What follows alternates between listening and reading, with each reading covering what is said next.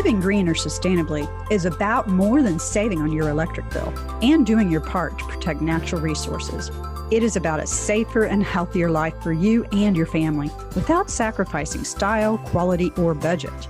This is a movement to provide all of us with clean air to breathe and water to drink, safe, healthy food to eat, and places to live, and energy to run the places where we live, learn, play, and work. The Green Gab podcast helps you get the value of green for you, your family, and your community. Whether it's green homes, green living, or the people who make it happen, join me, Marla Esser-Close, to learn how green and sustainability practices and products work for our world and you.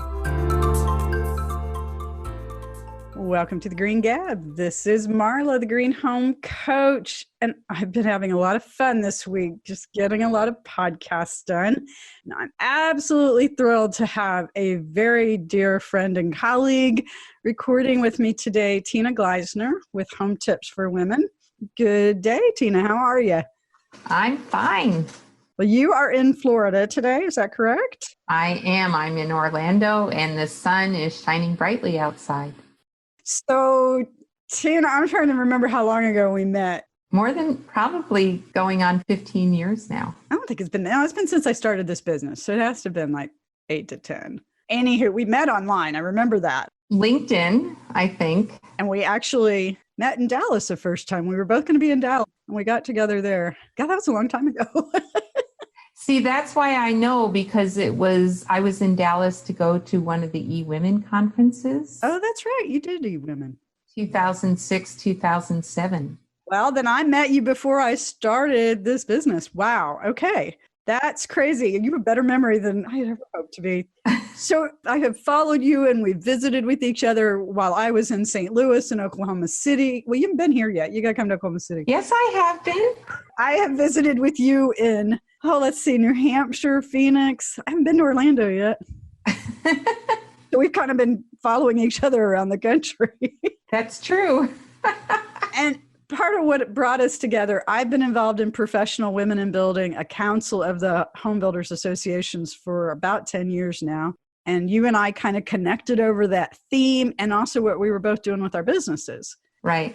And you are doing, I love what you do with Home Tips for Women, just teaching women how to take care of and do the things we need to do in our homes. Right. And also to gain the confidence, not only that you can maintain them, but how you can effectively update them to get your dream home. And you and I love that phrase, dream home together. And I love that because that's so, gosh, you think about it, and homes are so meaningful to us. They're not just a place, they're like where our heart is. So taking care of that's really a big deal. Right. And it's interesting. I think you and I have always felt the home was a very important aspect of our lives. And I think it's even more true now because people are not moving as frequently as they used to. So true. And I'm not sure, because I sometimes feel like we're also spending more time at home doing the things we love to save money. But then I see everybody out eating, so I'm not sure. We're guilty. But we eat out of convenience or social events. Yeah.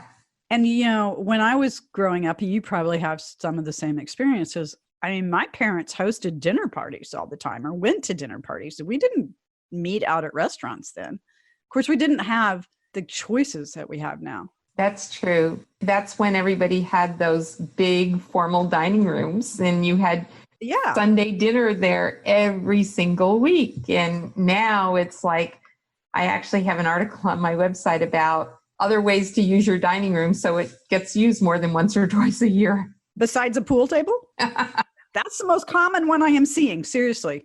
And I've even seen online pool tables that convert to dining room tables. Oh, that's funny. Well, in my second house in California, in the formal living room, we actually put a ping pong table. Hey, that is living. That is living. It got a lot more use that way. Oh my gosh. So you and I actually, when we first met, we connected because we had both worked for IBM in the past. Yep. And we both gone into the entrepreneurial world and both wanted to impact women. And we both have had circuitous routes getting there. But your experiences have really played a big part in how you have used them to help other people, and especially women, in their homes. And you're actually going through a situation right now. You and I have really been talking about how people can learn from it. But you're dealing with a mold situation, right? Absolutely. And yeah, when you and I were talking offline, it's astonishing how many people are dealing with mold and how I think a lot of it never gets dealt with right. Right. Like Florida, I had learned years ago when I would be visiting my son that if you buy an existing home in Florida, in addition to a regular home inspection, you need to get a mold inspection because so many houses do have mold. And it's horrific. I mean, if that condition is left unchecked for years, it can mean gutting a house, and you don't want to find that out after you've paid for it. So that's really good advice.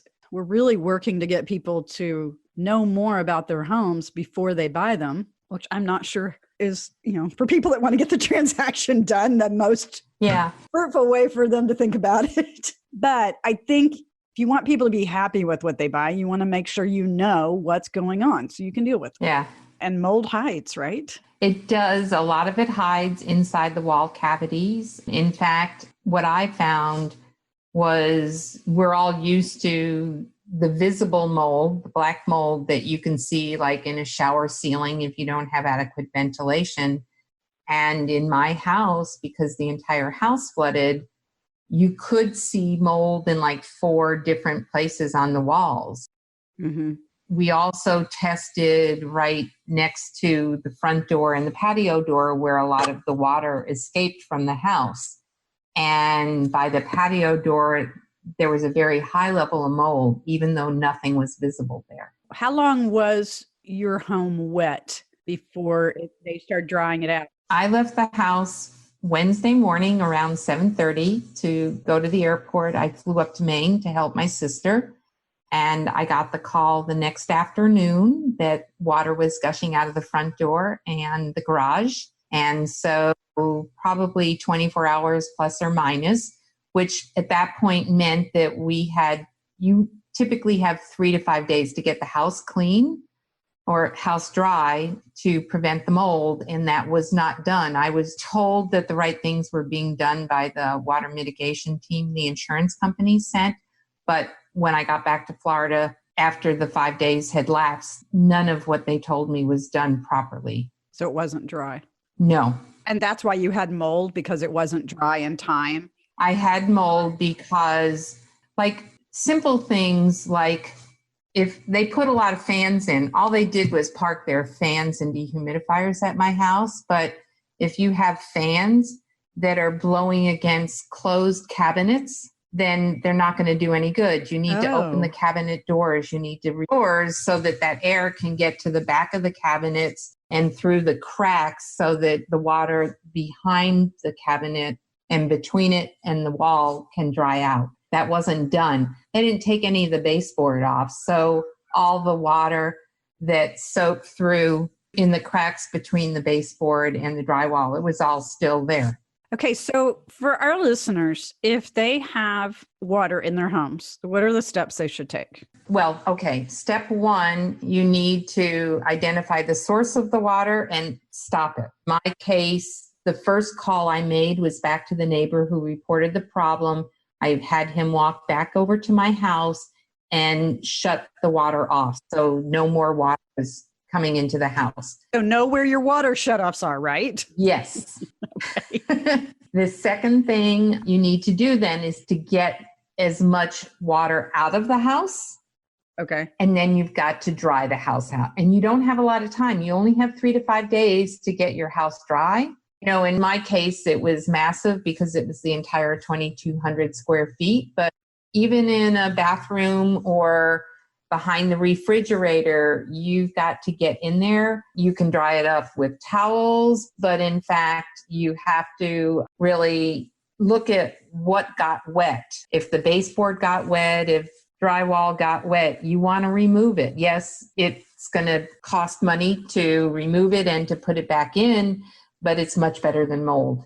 Yeah. Just need to do it right away. That's such a big topic. Yeah, we need to do a separate. Yeah, we will. So listeners, stay tuned. Sometime in the next few months, we'll come back and do a lot more on this topic.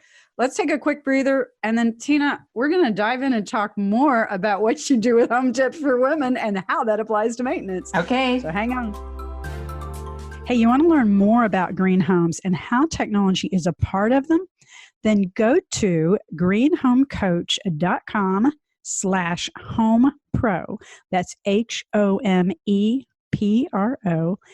There you can learn more about green homes, what makes them green, and how to put all this information to use in your home and in your business and in your practice.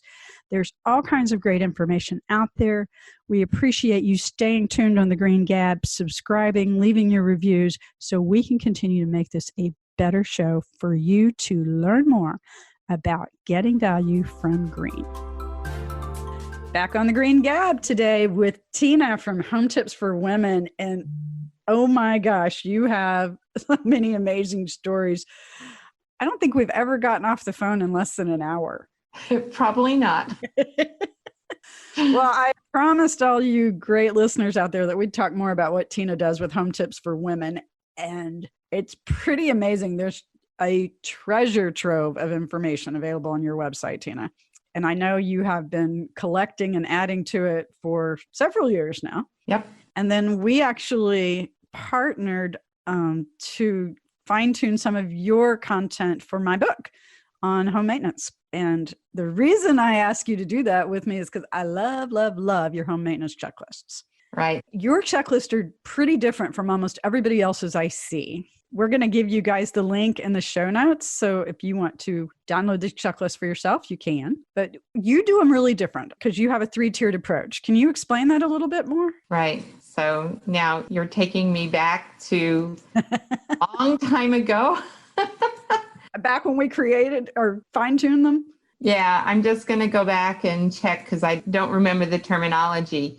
So basically, what I wanted to do is one of the things that I think a lot of homeowners get hung up on is that doing home maintenance means doing it themselves. And so I wanted people to understand that your number one priority as a homeowner is to make sure that everything gets taken care of. And that doesn't require you to do everything personally. So the first column in my checklist is basically to inspect. You want to inspect your roof. And obviously, you're not going to fix a problem on your roof. I hope not. Used to working up on a roof like every month at least, or even a ladder. So you want to inspect, and what you can basically do by walking around your home, both inside and outside, is you can identify what tasks need to be taken care of.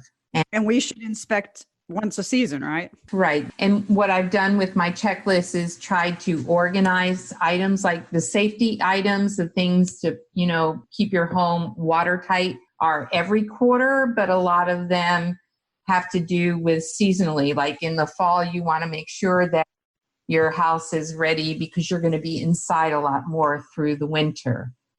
In the spring, you want to clean up from winter storms, that kind of thing. So, and then basically the second column is maintain. And so I did this so that people could print off the checklist and they could check off like what to inspect, when they've inspected things, and then they could write in what maintenance items needed to be done and who was going to do them. Because the best thing to do is to basically have a collection of 8, 10, 20 items for your handyman to do. Okay. So you're using the time more effectively when you schedule that work.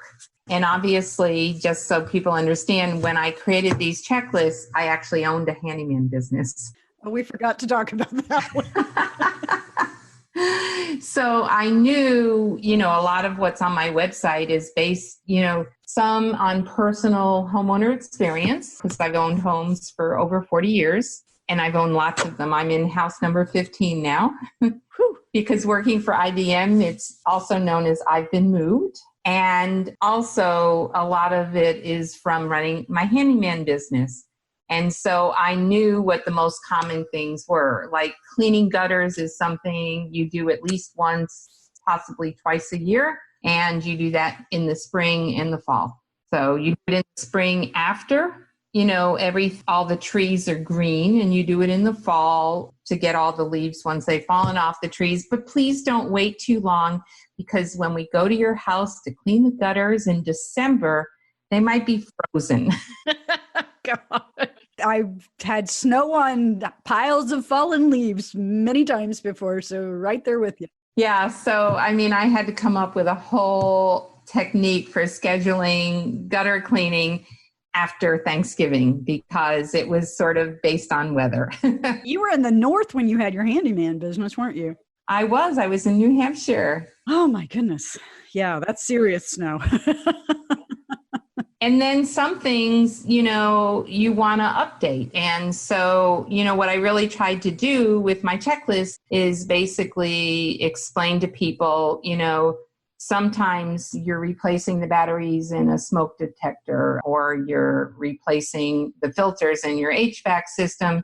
But other times, as you see you're doing more and more maintenance, it may be time to get on top of, maybe I don't need a new hot water heater now, but probably within 2 years, so that you can start saving up for some of the more costly home, items. Right. And one of the things that I love that we talked about back then is this 3-tiered approach that you took. And this is what I feel is so different from your checklist than from most of the other ones that I've found. Because I'm a big curator, as you well know, and rather than me inventing the wheel, I like to go out and find best practices and best material and help to promote it and get it out there to people when it's a good fit. And yours, I still think, is one of the best fits for a maintenance checklist that I've seen. And this whole 3-tiered approach, inspect, maintain, update. One of the ways you described it to me then was when you have a little bit of in time, and inspect, when you have more time, maintain, and then when you're ready to dive into something, update. So I kind of thought, okay, that's a weekend warrior project to update. But if I have, an hour or two on a Saturday morning,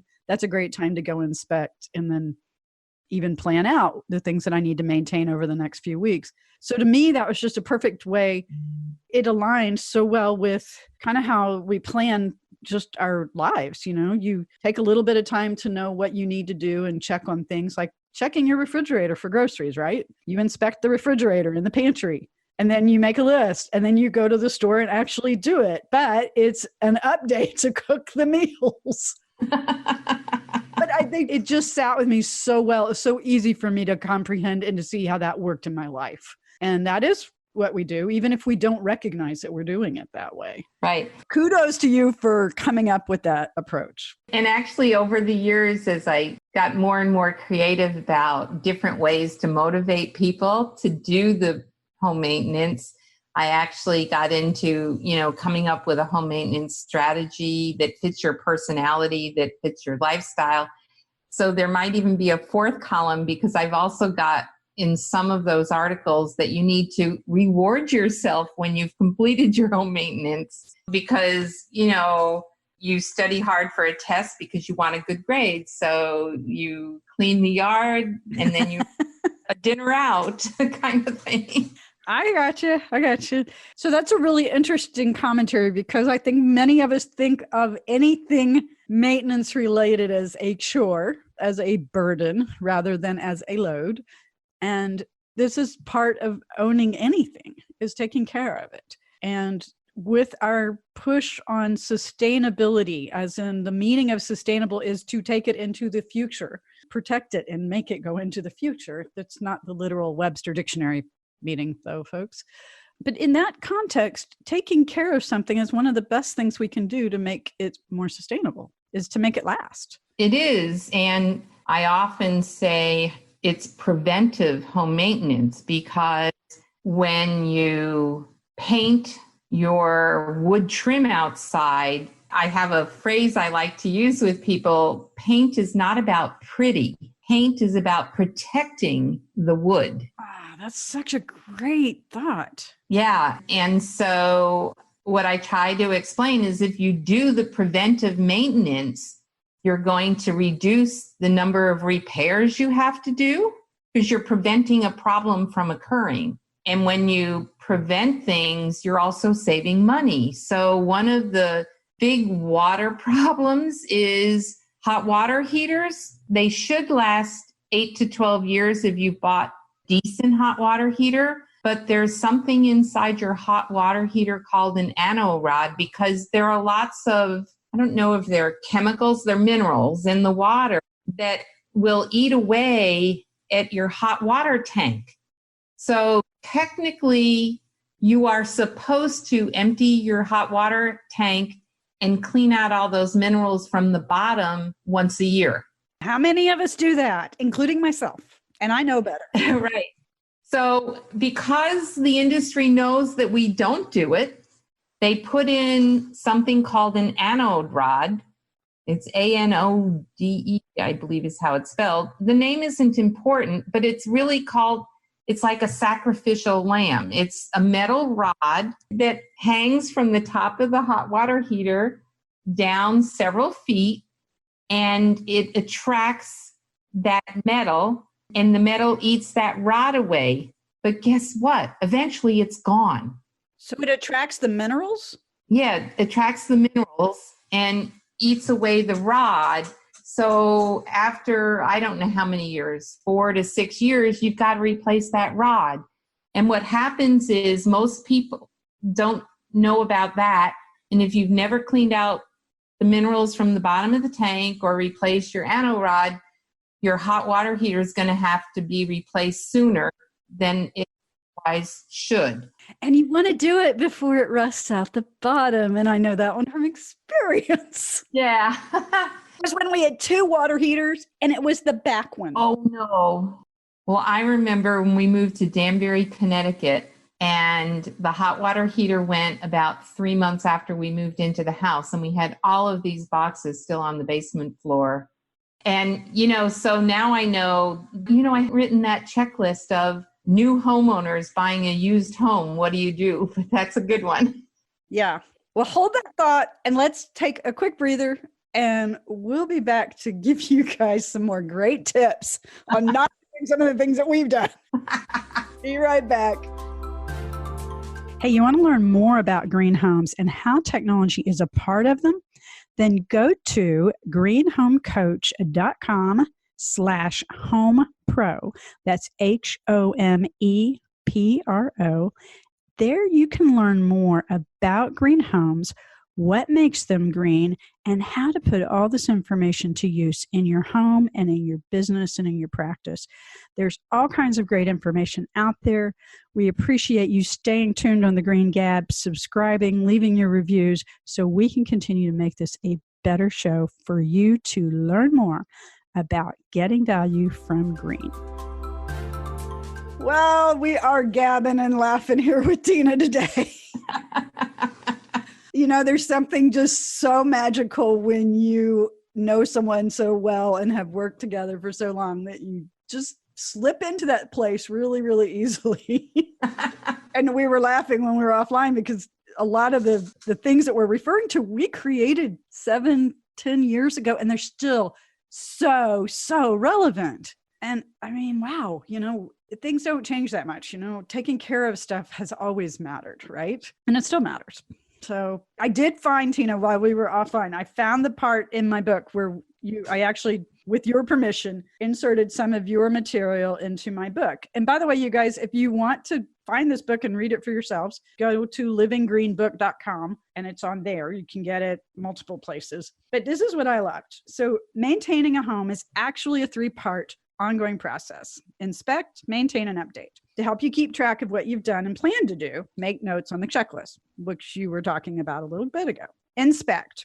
If you've only got an hour to spare, pick one exterior side of the house or one room to inspect. Note the date you did this on the checklist and flag items needing maintenance or repairs so you can schedule time or make a list for your handyman. Okay, folks, we put it right there in writing for you, so it's not just here on the podcast. Maintain. Keep your home safe. And this is critical, right? That smoke detector batteries, energy efficient for like furnace air filters, and prolong the useful life of many home features, like caulking the bathroom tile. Write it down when you complete a task. Keeps you from guessing later on. You and I both know that one, won't we? Update. Take advantage of improved materials and fixtures. Upgrade to new building codes, and evaluate when it makes more sense to make an improvement rather than repair, such as replacing a bathroom floor rather than repairing the grout. Such good advice. All of the maintenance checklists are also in my book, so you can get them multiple ways. We'll put the links here. So Tina, you just didn't know your wisdom would last so long, did you? So as you were reading, I thought of another tip to share, because I think we're just so busy and we've got so many things. And I've been having this running debate with my web development team. They said, nobody prints paper off the web anymore. What? Said, wait a minute. Well, everybody wants to use, apps on your phone. And I disagree with some of them. So I'm going to give you a tip that I use, which is basically, we all have kitchen cabinets and we all have those cabinets on the wall. And when you open the cabinet door, it's just blank on the back of the door.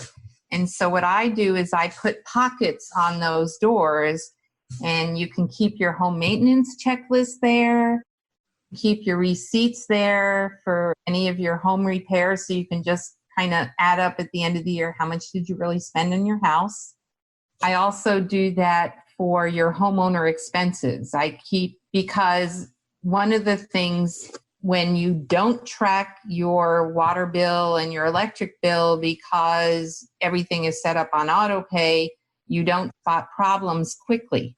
And so if you just throw the bills in there and once a quarter just go in and update it, you can and it's just a month calendar of all of your bills and, all of the expenses. And then you have on one piece of paper a really good snapshot of where your homeowner dollars are going. That's a really great idea.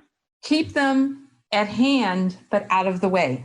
Right. And someplace where they're visible, because if you put them in a file drawer, you forget where they are. At least I do. Right. So the other thing, I do a lot of my home expenses online, but I make a habit of going into my accounts and checking at least every few months. And I do that with my bank accounts. I do that with my credit cards. I do that with my energy accounts.